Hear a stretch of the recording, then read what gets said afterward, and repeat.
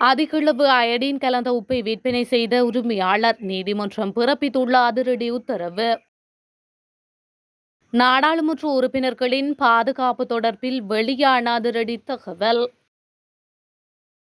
இன்று நள்ளிரவுடன் முடிவடையும் காலக்கெடு, தவறின் பாயப்போகும் அதிரடி சட்டம். இளைஞரை சரமாரியாக தாக்கிய காவல்துறை அதிகாரி, உடன் எடுக்கப்பட்ட நடவடிக்கை. புடினுக்கு பைத்தியம், ட்ரம்ப் விமர்சனத்திற்கு ரஷ்யாவிடமிருந்து பரந்த பதில். கெஹலிய மகளுக்கு எதிராக வழக்கு, அரசு சாட்சியாளராக மாறிய முக்கிய நபர். பாகிஸ்தான் சீனா அணு கூட்டணி, இந்தியாவுக்கு அமெரிக்கா விடுத்துள்ள எச்சரிக்கை.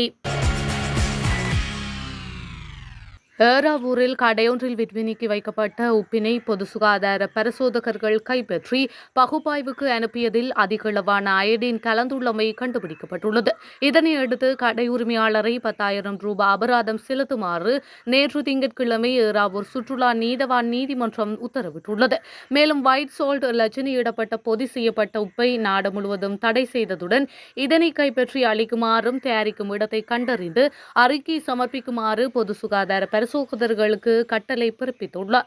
கடந்த மாதம் ஏறாவூர் பிரதேசத்தில் கடையொன்றில் விற்பனைக்கு வைக்கப்பட்ட பொதி செய்யப்பட்ட ஒயிட் சால்ட் என்ற லட்சணை பதித்த உப்பை சித்தாண்டி பொது சுகாதார பரிசோதகர் எஸ். சிவகாந்தன் கைப்பற்றி அதனை பகுப்பாய்வு திணைக்களத்திற்கு பரிசோதனைக்கு அனுப்பி வைத்தார். இந்த நிலையில் 1 கிலோ உப்பில் 30 கிராம் அயடின் இருக்க வேண்டும். ஆனால் குறித்த உப்பில் 84 கிராம் அயடின் கலந்துள்ளதாகவும் இது மனித பாவனைக்கு உகந்தது அல்ல என பகுப்பாய்வு திணைக்களம் அறிக்கை ஒன்றை அனுப்பி வைத்தது. இதனைத் தொடர்ந்து குறித்த உப்பை விற்பனை செய்த கடை உரிமையாளருக்கு எதிராக பொது சுகாதார பரிசோதகர் ஏறாவூர் சுற்றுலா நீதிமன்றத்தில் வழக்கு தாக்கல் செய்ததை அடுத்து நேற்று திங்கட்கிழமை நீதிமன்றில் வழக்கு விசாரணை எடுத்துக் கொள்ளப்பட்டுள்ளது. இதன்போது குறித்த உப்பு பையில் பொறிக்கப்பட்ட உற்பத்தி செய்யும் இடம் மற்றும் ஏனைய இதர தரவுகள் போலியானது எனவும் ஏறாவூரில் சட்டவிரோதமாக பொதி செய்யப்பட்டு பல பெயர்கள் கொண்ட லட்சணையுடன் விற்பனை செய்யப்படுவதாக நீதிமன்றத்திற்கு பொது சுகாதார பரிசோதகர் சுட்டிக்காட்டியுள்ளார். இதனையடுத்து நீதவான் குறித்த கடை உரிமையாளரை 10,000 ரூபாய் அபராதமாக செலுத்துமாறு உத்தரவிட்டு ஒயிட் சால்ட் பெயர் பொறிக்கப்பட்ட பொதி செய்யப்பட்ட உப்பை நாடு முழுவதும் தடை செய்ததுடன் அதனை கண்டுபிடித்து அளிக்குமாறும் குறித்த உப்பு தயாரிக்கப்படும் இடத்தை கண்டறிந்து அறிக்கை சமர்ப்பிக்குமாறும் பொது சுகாதார பரிசோதகர்களுக்கு கட்டளை பிறப்பித்துள்ளமை குறிப்பிடத்தக்கது. நாடாளுமன்ற உறுப்பினர்களின் பாதுகாப்பு கோரிக்கைகளை தேசிய பாதுகாப்பு சபைக்கு பரிசீலனைக்கு அனுப்ப நடவடிக்கை எடுக்கப்படும் என்று பதில் காவல்துறை அதிபர் பிரியந்த வீரசூரிய தெரிவித்துள்ளார். அதன்படி அச்சுறுத்தல் மதிப்பீட்டு அறிக்கைகள் கிடைத்த பிறகு நாடாளுமன்ற உறுப்பினர்களுக்கு பாதுகாப்பு வழங்கப்படும் எனவும் அவர் கூறியுள்ளார். அண்மையில் நாடாளுமன்ற வளாகத்தில் சபாநாயகர் ஜெகத் விக்ரமரத்ன தலைமையில் நடைபெற்ற கூட்டத்தின் போது இந்த விடயம் தொடர்பில் கலந்துரையாடப்பட்டுள்ளது. இந்த கூட்டத்தில் அரசியல் கட்சித் தலைவர்களும் கலந்து கொண்டுள்ளனர். அதன்படி நாடாளுமன்ற உறுப்பினர்களின் அச்சுறுத்தல் மதிப்பீட்டு அறிக்கைகளின் முன்னேற்றம் குறித்து தனக்கும் தெரிவிக்குமாறு சபாநாயகர் பதில் காவல்துறை அதிபருக்கு அறிவுறுத்தியுள்ளமையும் குறிப்பிடத்தக்கது.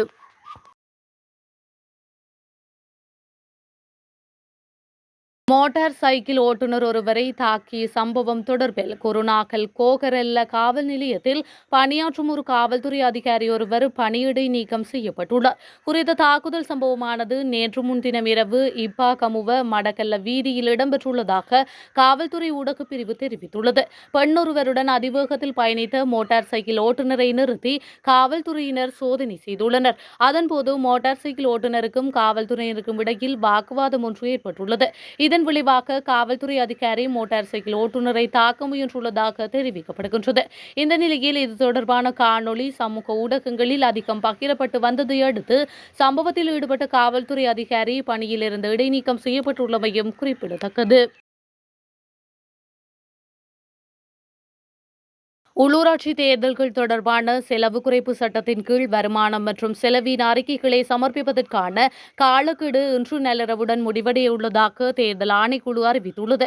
அதன்படி இதுவரை அறிக்கைகளை சமர்ப்பிக்காத அனைத்து வேட்பாளர்கள், அரசியல் கட்சிகள் மற்றும் சுயேட்சை குழுக்கள் தங்கள் வருமானம் மற்றும் செலவு அறிக்கைகளை இன்று நள்ளிரவு 12 மணிக்குள் தாங்கள் போட்டியிட்ட மாவட்டத்தில் உள்ள தேர்தல் அதிகாரியிடம் சமர்ப்பிக்க வேண்டும் என்று தேர்தல் ஆணைக்குழு தெரிவித்துள்ளது.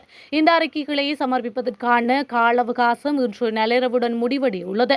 மேலும் அந்த காலம் எந்த வகையிலும் நீடிக்கப்படாது. மேலும் சட்டத்தின்படி தேர்தல் முடிவடைந்து 21 நாட்களுக்குள் செலவு அறிக்கைகளை சமர்ப்பிக்க வேண்டும் என்று தேர்தல் ஆணைக்குழு தலைவர் RMAL ரத்நாயக்க தெரிவித்துள்ளார். அவர்கள் வந்து செலவு அறிக்கைகளை சமர்ப்பிக்கலாம் என்றும், இல்லையெனில் அதற்காக தேர்தல் ஆணையகத்தால் ஒரு சிறப்பு வலைதளம் அமைக்கப்பட்டுள்ளது என்றும், அதன்படி இன்று நள்ளிரவு 12 மணிக்குள் செலவு அறிக்கைகளை சமர்ப்பிக்க வேண்டும் என்றும் தலைவர் கூறியுள்ளார்.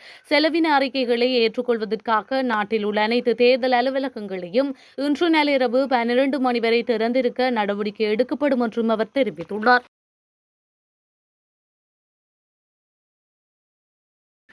முன்னாள் அமைச்சர் கெஹலிய ராம்புகவெல்லவின் ஒருங்கிணைப்பு செயலாளர் நிஷாந்த பண்டார பஸ்நாயக்க அரசு சாட்சியாளராக மாற ஒப்புக்கொண்டுள்ளார். கெஹலிய ராம்புகவெல்லவின் மகள் அமலி ராம்புகவெல்லவின் வங்கிக் கணக்கு தொடர்பில் தொடரப்பட்ட வழக்கில் தனது ஒப்புதலை வழங்கியுள்ளார். கொழும்பு நீதவான் தனுஜா லக்மாலி முன்னிலையில் சாட்சியம் வழங்கிய போதே நேற்று அவர் இதனை நீதிமன்றுக்கு அறிவித்துள்ளார். லஞ்ச ஒழிப்பு ஆணைக்குழு சந்தேக நபரை கைது செய்து கொழும்பு தலைமை நீதவான் நீதிமன்றத்தில் முன்னிலைப்படுத்திய போதே அவர் இந்த கருத்தினை தெரிவித்துள்ளார். முன்னாள் அமைச்சர் கெஹலிய ராம்புகவெல்ல வெகுஜன ஊடகம், சுகாதாரம் மற்றும் சுற்றுச்சூழல் அமைச்சராக பணியாற்றி தனது தனிப்பட்ட ஊழியர்களில் 15 பேரை பெயரளவில் சேர்த்து 1 மில்லியன் ரூபாய்க்கு மேல் சம்பாதித்து அரசுக்கு நட்டம் ஏற்படுத்தியதாக கூறப்படும் சம்பவம் தொடர்பான வழக்கில் நிஷாந்த பண்டார பஸ்நாயக்க கைது செய்யப்பட்டுள்ளார். லஞ்ச ஒழிப்பு ஆணைக்குழுவின் அதிகாரிகள் நீதிமன்றத்தில் சாட்சியங்களை சமர்ப்பித்து சந்தேக நபருக்கு கண்டி பகுதியில் ஒரு தனியார் வங்கிக் கணக்கு இருப்பதாகவும், அதை முன்னாள் அமைச்சர் கெஹலிய ராம்புகவெல்லவின் மகள் அமலி ராம்புகவெல்ல பயன்படுத்தியுள்ளார் என்றும் விசாரணைகள் மூலம் தெரியவந்துள்ளதாக தெரிவித்துள்ளனர். லஞ்ச ஒழிப்பு ஆணைக்குழு அதிகாரிகள் இந்த கணக்கில் அமைச்சக நிதிவரவு வைக்கப்பட்டுள்ளதாகவும் நீதிமன்றத்துக்கு தெரிவித்துள்ளனர்.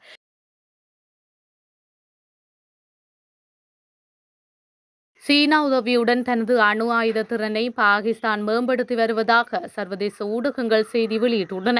இது தொடர்பில் அமெரிக்க உளவு அமைப்பு இந்தியாவிற்கு எச்சரிக்கை விடுத்துள்ளதாக ஊடக தகவல்கள் தெரிவிக்கின்றன. இந்தியாவிற்கும் சீனாவுக்கும் இடையே நெடுங்காலமாக எல்லை பிரச்சினை நீடித்து வருகின்றது. குறிப்பாக இந்தியாவின் வடகிழக்கு மாநிலமான அருணாச்சல பிரதேசம் மீது சீனா தொடர்ந்து உரிமை கோரி வருகின்றது. இந்த நிலையில் இந்தியாவுடனான போரை தொடர்ந்து தனது அணு ஆயுத திறனை சீனா உதவியுடன் பாகிஸ்தான் மேம்படுத்தி வருவதாக அமெரிக்க உளவு அமைப்பு தெரிவித்துள்ளது. தங்களை முழுமையாக அழைத்துவிடக்கூடிய எதிரியாக இந்தியாவை பாகிஸ்தான் கருதுவதாகவும் அமெரிக்க பாதுகாப்புக்காக உளவுத்துறை அறிக்கையில் குறிப்பிடப்பட்டுள்ளது. பேரழிவை ஏற்படுத்தக்கூடிய ஆயுதங்களையும் தொழில்நுட்பங்களையும் சீனாவிடமிருந்து பாகிஸ்தான் வாங்கி வருவதாகவும், ஹாங்காங், சிங்கப்பூர், துருக்கி, ஐக்கிய அரபு அமீரகம் ஆகிய நாடுகள் வழியே இப்பொருட்கள் வருவதாகவும் அறிக்கையில் தெரிவிக்கப்பட்டுள்ளது. இந்தியாவிடம் மரபு சார்ந்த படைபலம் வலிமையாக இருப்பதால் அதை அணு ஆயுதங்கள் மூலமே எதிர்கொள்ள முடியும் என பாகிஸ்தான் கருதுவதாகவும் அந்த அறிக்கை தெரிவித்துள்ளமை குறிப்பிடத்தக்கது.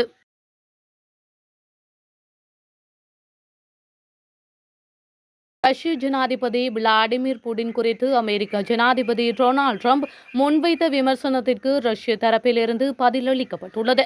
இந்த நிலையில் புடின் முற்றிலும் பைத்தியமாகிவிட்டார் என ட்ரம்பின் கோபம் மிகுதியாக உணர்ச்சி வசப்பட்டதன் காரணமாக தெரிவித்திருக்கலாம் என்று ரஷ்ய ஜனாதிபதி மாளிகை குறிப்பிட்டுள்ளது. இருப்பினும் உக்ரைன் அமைதி பேச்சுவார்த்தைகளை தொடங்க உதவியதற்காக அமெரிக்க தலைவருக்கு ரஷ்யா நன்றி தெரிவித்துள்ளதாகவும் ஊடகங்கள் தெரிவிக்கின்றன. உக்ரைன் மீது இதுவரை இல்லாத மிகப்பெரிய வான்வழி தாக்குதலை நடாத்தியதன் மூலம் புடின் முற்றிலும் பைத்தியமாகிவிட்டார் என்று டொனால்ட் ட்ரம்ப் தெரிவித்திருந்தார். மேலும் ரஷ்யா மீது புதிய தடைகளை நடைமுறைக்கு கொண்டு வர இருப்பதாகவும் அவர் தெரிவித்ததுடன் கூடவே உக்ரைன் ஜனாதிபதி ஜெலஸ்கியையும் அவர் கடுமையாக விமர்சித்திருந்தமை குறிப்பிடத்தக்கது.